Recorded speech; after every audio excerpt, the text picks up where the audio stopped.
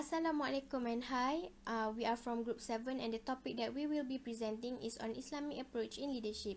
So, let me introduce you to my group members. We consist of 4 members which are Syafiq Suhaili, Nur Hidayah, Nur Alifah and me, Nur Alia.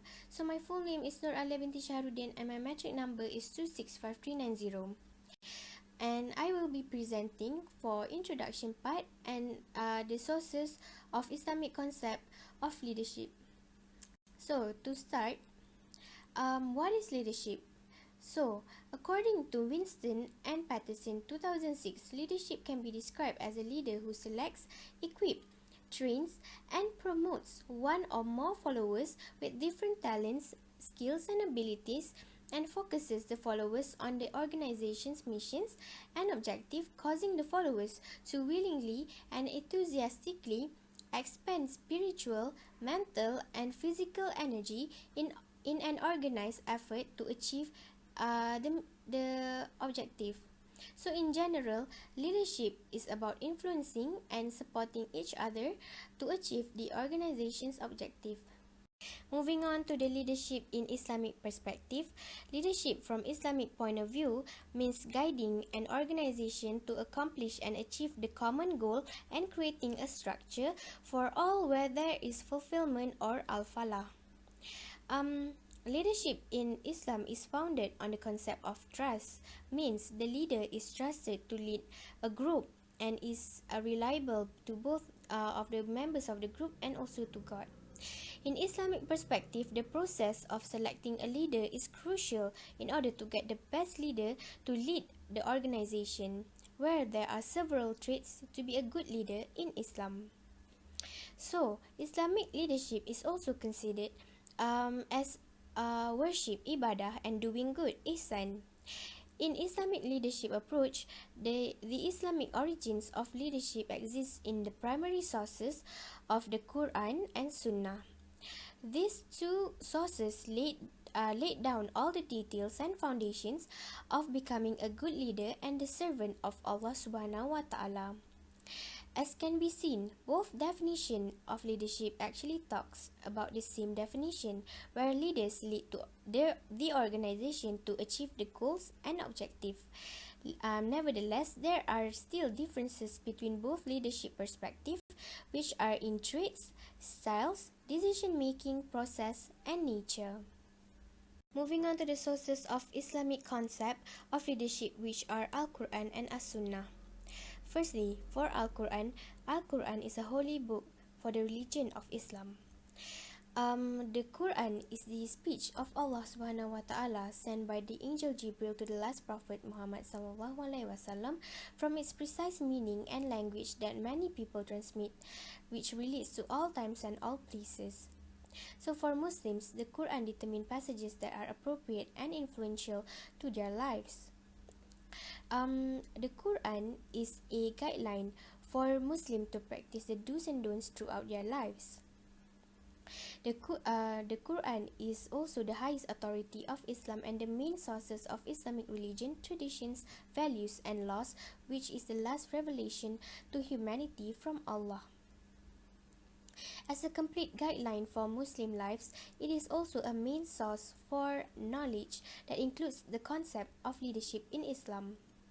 Hence, it can be said that the Holy Quran is the basis of everything for Muslims.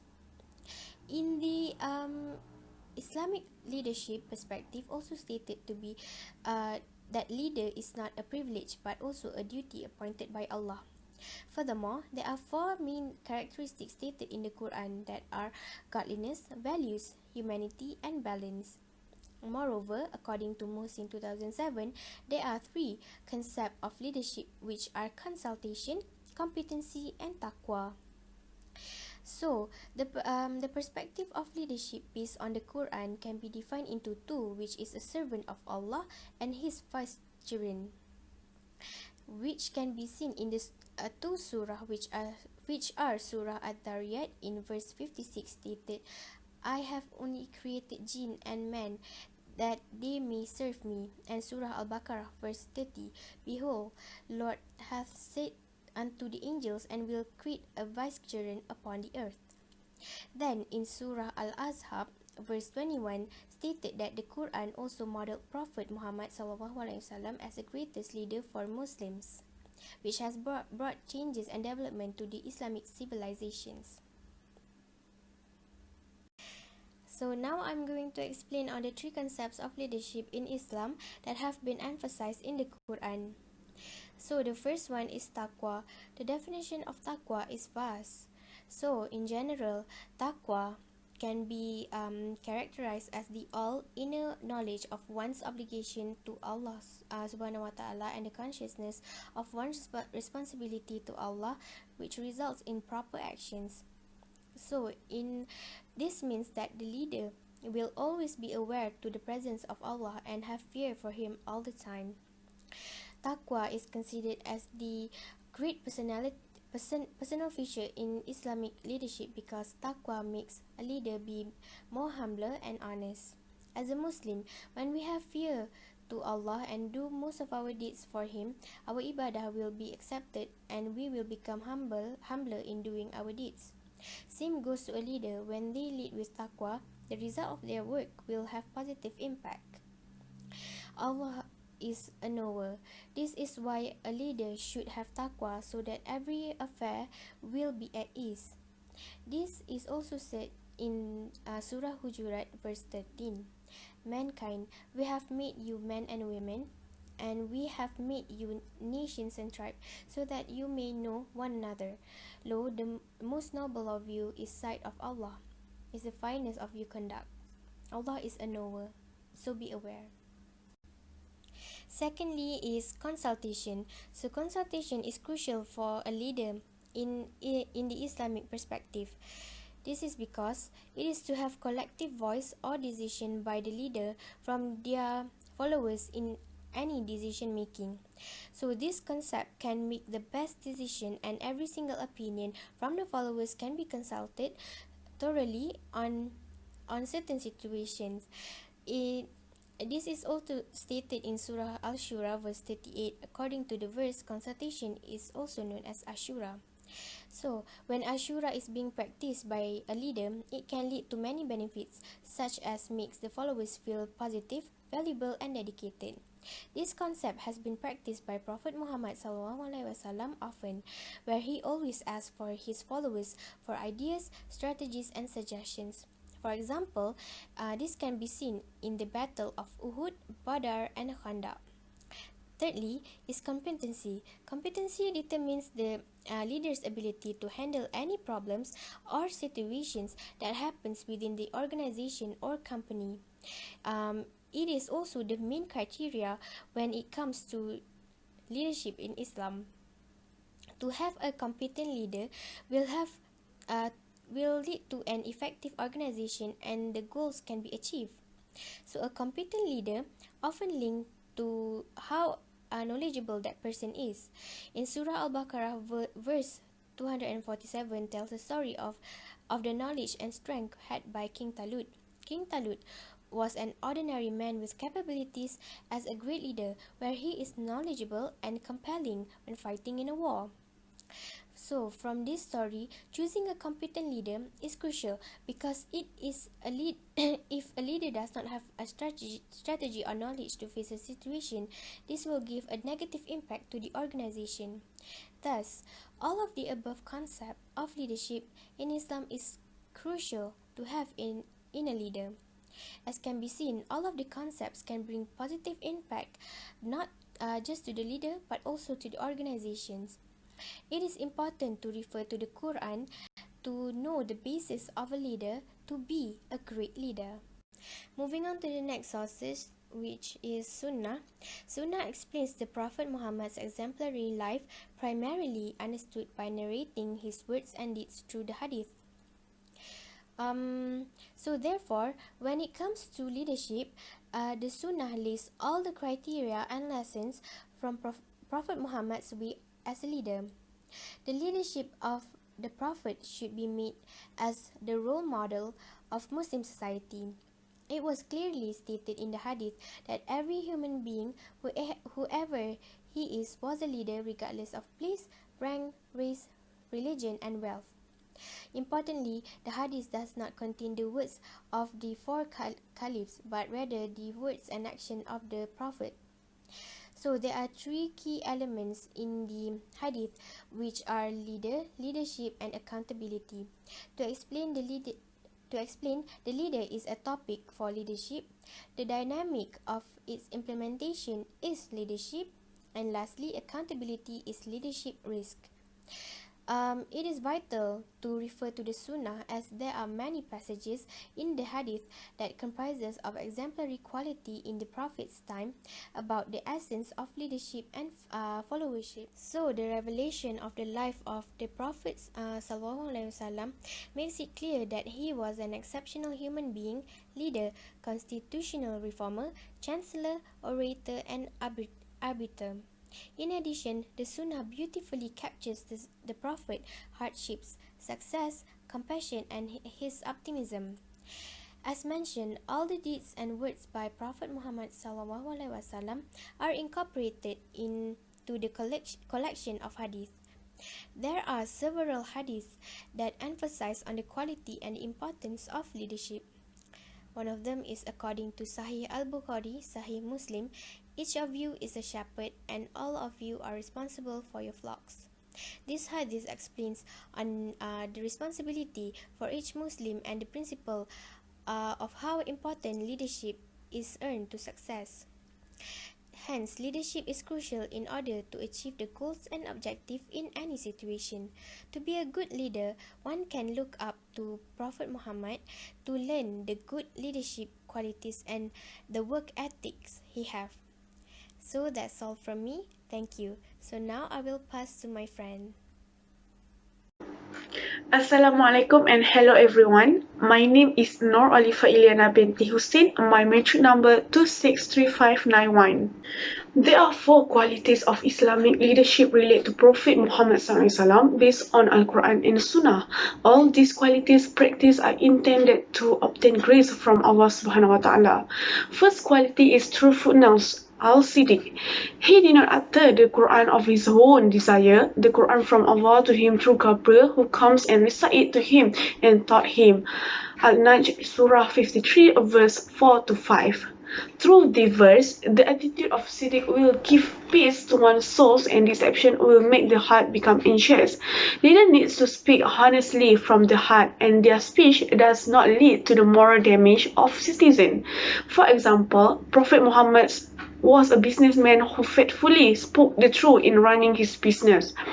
Furthermore, there are 3 types of truth, which are speaking truth, the truth of the heart, and last, the truth of the actions.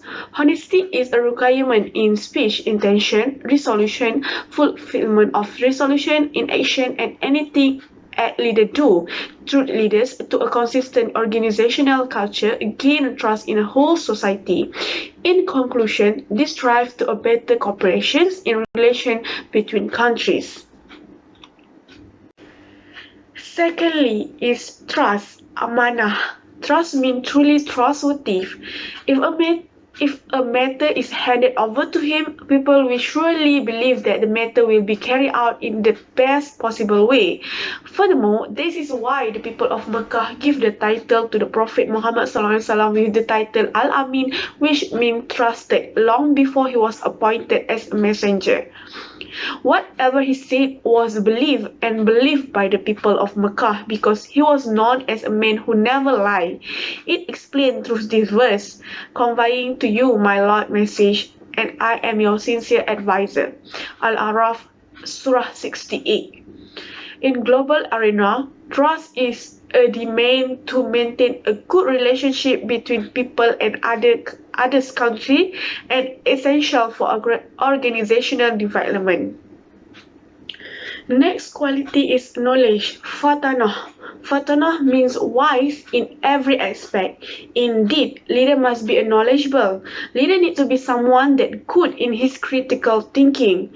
For example, in conveying the verse of the Quran and then explaining it in tens of thousands of hadiths requires extraordinary wisdom.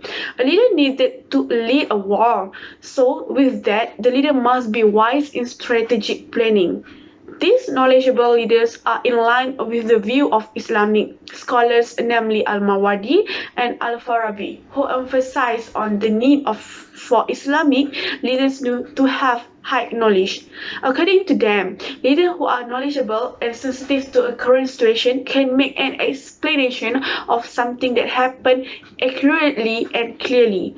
The leader carry a big responsibility in a wide scope, such as have to manage economic, intellectual, education, political, legal, that acquire the leader with high intelligence quotient.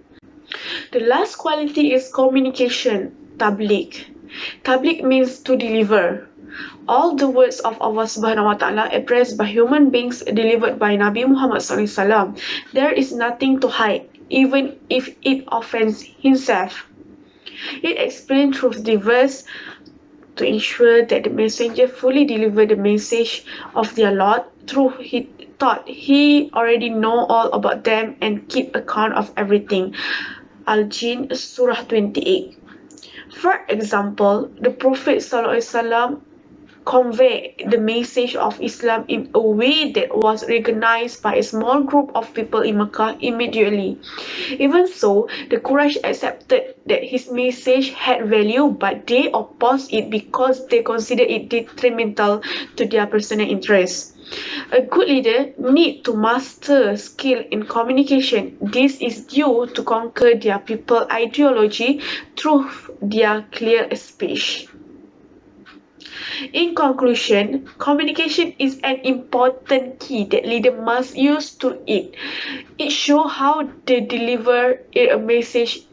It shows how they deliver a message in generally. Assalamualaikum and hi everyone. My name is Nur Hidayah binti Ahmad Nordin and my metric number is 263915. So I will proceed to the next slide, and that will be about the requirement of a leader in Islam.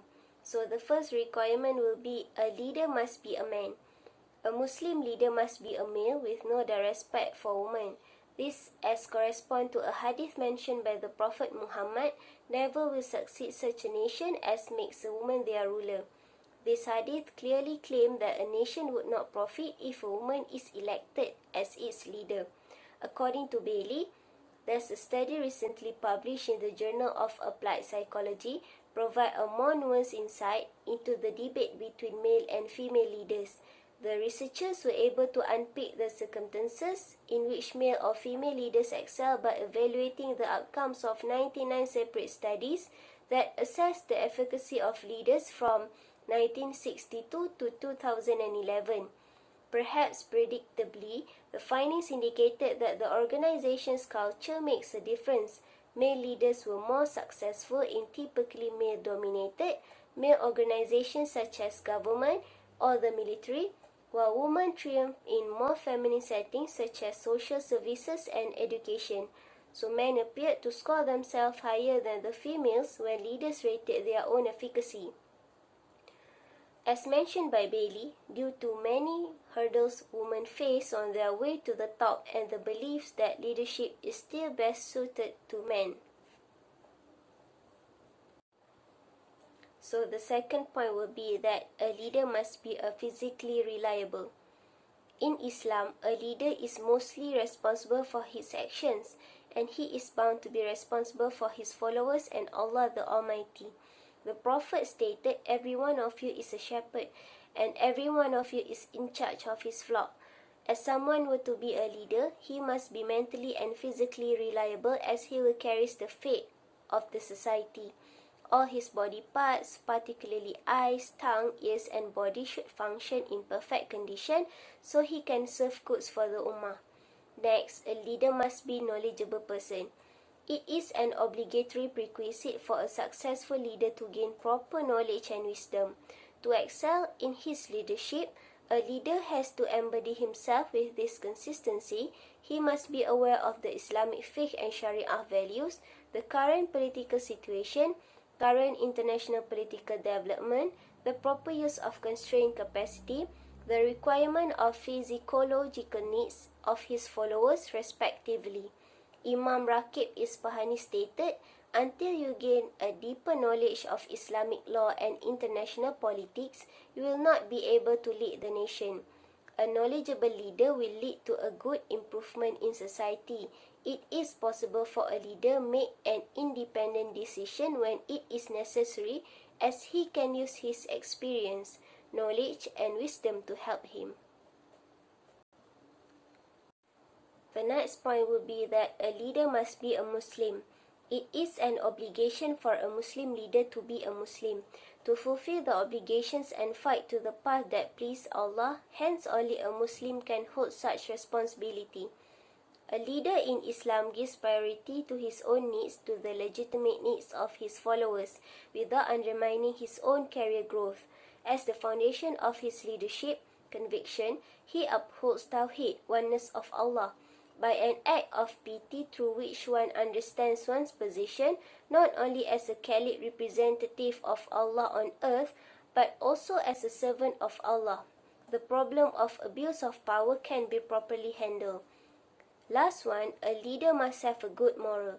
A leader should be honest in his everyday work to do good deeds and portray good morals. With his acts and deeds towards others, he must be a pious and ideal man. Islam's ethics and moral lessons should be applied in all of his works. Good deeds, in truth, is the virtue on which Islam's leadership is promised, and really after the reminder, it hath been written in the scriptures, my righteous slave will inherit or lead the earth. A leader must be someone that the society would always look up to, or else be an exemplary figure. We'll move on to the next slide, and that will be about the selection of leader in Islam. So the first method will be through a consensus or ijma. The selection of the caliph rests first and foremost on the community's acceptance, so that when the ummah elects a person as its leader, he must be recognized as such and his command shall be obeyed. This method can be seen back when Abu Bakr as-Siddiq was appointed as the first Khalifah. As soon as Prophet Muhammad passed away, his companions gathered in the Saqifah in order to discuss who was the most suitable to be the next leader of the Da'wah. Abu Bakr as-Siddiq was then appointed as nobody objected to the verdict. He was accepted by consensus as the Prophet Muhammad's next successor, as a majority agreed and swore allegiance to him. This signifies one procedure for a caliph to be appointed. So the second method will be through a consultation. Consultation involves the process of exchanging views between groups of people that were considered to be influential in Muslim society. A caliphate position becomes valid if they agree among themselves on the choice of a leader for the nation. This was done during the period of the second caliph, Umar ibn al-Khattab, when he was about to pass away. He proposed 6 individuals as candidates for the caliphate and told them to choose among their own number as leaders of the Muslim community by negotiating the matter with each other for no more than 6 days. If 4 or 5 individuals were able to reach an agreement, the opponent was to be invalidated. The issues were addressed for less than 6 days, involving the influential members of Muslim society, and the caliphate was awarded to Uthman ibn al-Affan after the requisite consultations. So the next method will be nominated by the predecessor. The phase consisted of the appointment of his own successor by the caliph. This was accomplished in the past by Abu Bakr, who nominated his own successor, that was Umar ibn al-Khattab, and at that time no opposition was raised among the Muslims. It was believed that the current leader must have his own views when choosing the next leader to replace him. And last method will be selected by a certain group or ashura. The presence of the knowledgeable members of the society are essential, and they has the right to appoint a leader, known as Majlis Ashura, consisted of experts who had deeper understanding knowledge of Islam better than anyone. In Islam, this group has or hold the most authority to choose a leader. Thank you. Before I proceed, my name is Muhammad Shafiq bin Suhaili. with metric number 262068. Now, I will proceed on the Islamic approach on leadership in contemporary era. As one of the most practiced religion in the world, Islam has been the main religion for many countries in this world throughout the history. In this contemporary era, Islamic leadership today is much more challenging as the world is more globalized than what it is before. What could changes needed to be adapted in order for the Islamic leadership to stay relevant?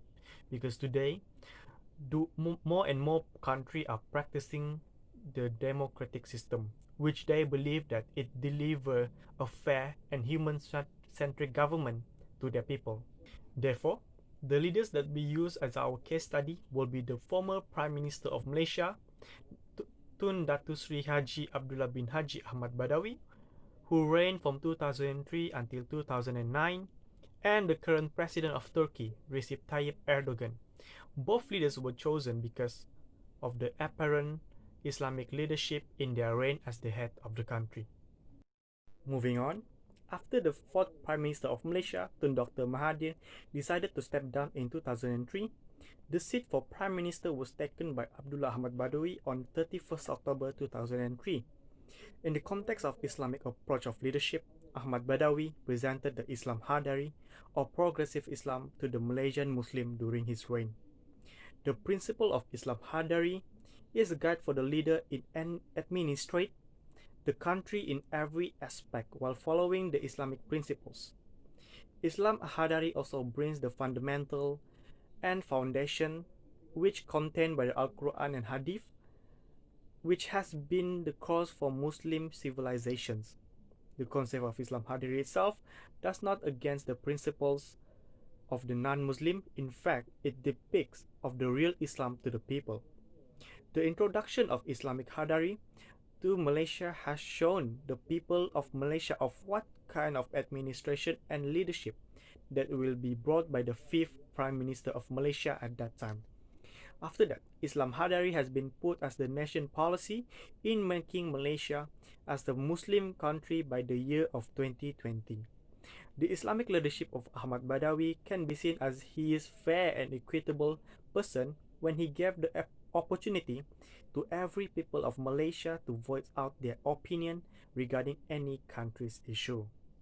Next, the former Prime Minister of Malaysia also emphasized on integrity and sincerity on every government sector level.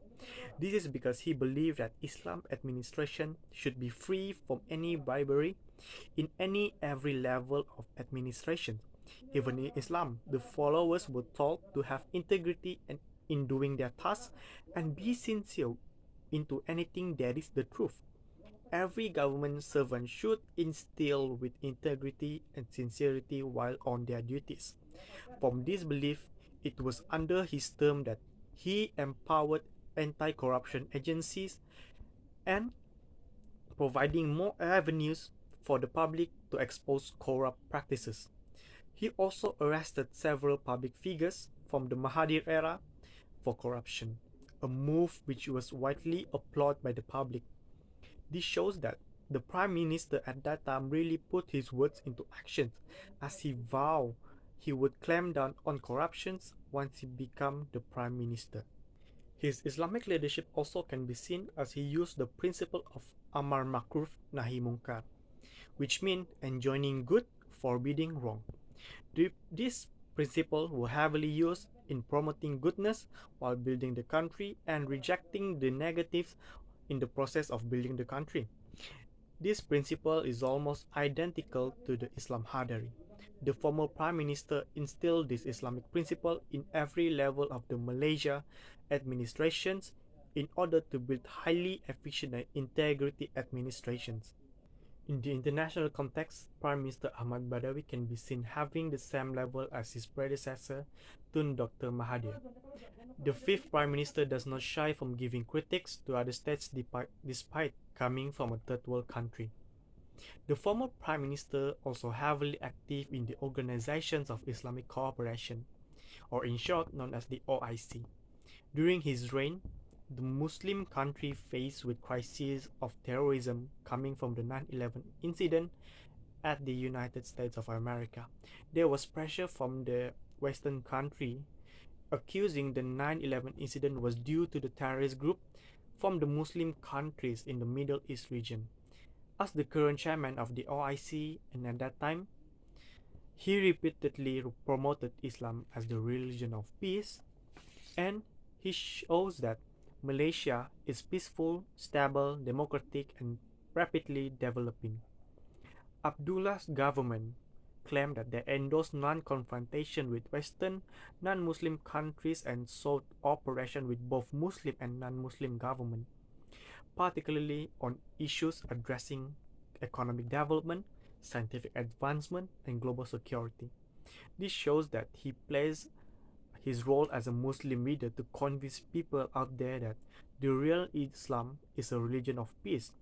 Furthermore, in one of their meetings for the Muslim nations in the OIC, he also brought the idea of to reinterpret text and law in order to enable Muslims to accept modernity, to urge good governance, and to alleviate poverty and illiteracy, and to deny the Islamic nations increasing insularity.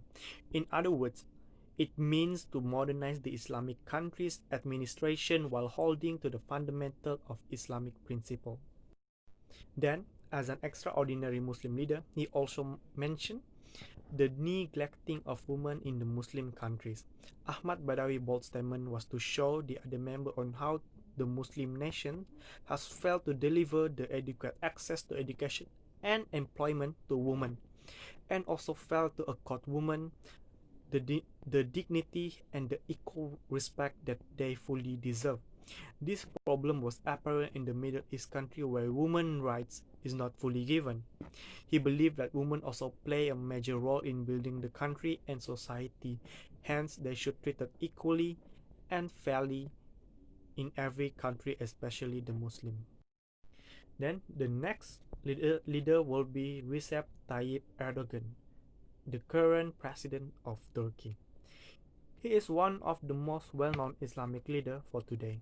He was the Prime Minister of Turkey in 2003 until 2014. He became the president in 2014, and until today, he still holds the position. His long involvement in politics has seen him as the spiritual leader of all Muslims around the world. Now on the domestic side, the religion of Islam is highly practiced by the Turkish up until today. Therefore, the principle of Islam in administration also became the guidance for the leaders in managing the country. One of his famous quotes would be, "There is no moderate or immoderate Islam. Islam is Islam, and that's it." The administration of Erdogan in Turkey is heavily based on Islamic principle, since their history with the religion of Islam. Most of their national policies on politics, economies, education, and development was already based on the Islamic principle. One of their apparent policies for being a Muslim country would be the tightness of law on the sale and consumption of alcohol by banning all advertising and increasing the tax on alcoholic beverage in Turkey. Furthermore, the compulsory education was increased from 8 years to 12 years. In 2003, the Turkish government, together with the UNICEF, initiated a campaign called "Come on Girls, Let's Go to School." The goal of this campaign was to close the gender gap in primary school enrollment through the provision of a quality basic education for all girls, especially in the southeast Turkey. Next, President Erdogan is also playing a prominent role in the international context. He is often known as being a very vocal leader towards the Muslim issues. He uses the Islamic principle in the international relation with other countries. As a leader of a Muslim country, it is his responsibility if other Muslims' rights from other countries were being abused by their leader. This can be seen when he called the former Egyptian leader Hosni Mubarak to step down and listen to the people's demand to pave way for a more democratic regime for the country. He addressed the leader of Egypt, Hosni Mubarak, to remind himself in everything in this world, including himself, is temporary. Nothing can be brought to the afterlife. Then he also mentioned that he must listen to their people and fulfill their humanitarian demands. This action shows that President Erdogan implied the principle of Islam in helping Muslim countries that face with their internal problems. Moving on from internal to external problems will be the issues of the Muslim in the Palestine. President Erdogan was very strict and criticized regarding the issues of Palestine. The president stated that Jerusalem is the red line for the Muslim, which means the Jerusalem will be the red line for the whole Muslim around the world if Jerusalem fall to the non-Muslim. He wants Israel being more barbaric than Hitler during the Israel-Gaza conflict in 2014, as they performed state terrorism and genocide attempt towards the Palestinians. In addition, he also criticized President of the USA, Donald Trump, when he acknowledged Jerusalem as the capital of Israel. The president also condemned on any Muslim country that support Israel or the USA in occupying Jerusalem. Hence, this shows that President Erdogan instilled the Islamic traits in his leadership style. With that, I will pass it to the next presenter to conclude our presentations. Leadership is one of the most important issues to be discussed because it involves the future of the country and the progress of its people. Thus, Islam places a number of conditions to qualify a person to be appointed as a leader. Not to mention, if you want to be appointed as a state or national level leader, the Muslim community should make it a prerequisite to appoint a leader based on the criteria outlined by Al-Quran and Sunnah.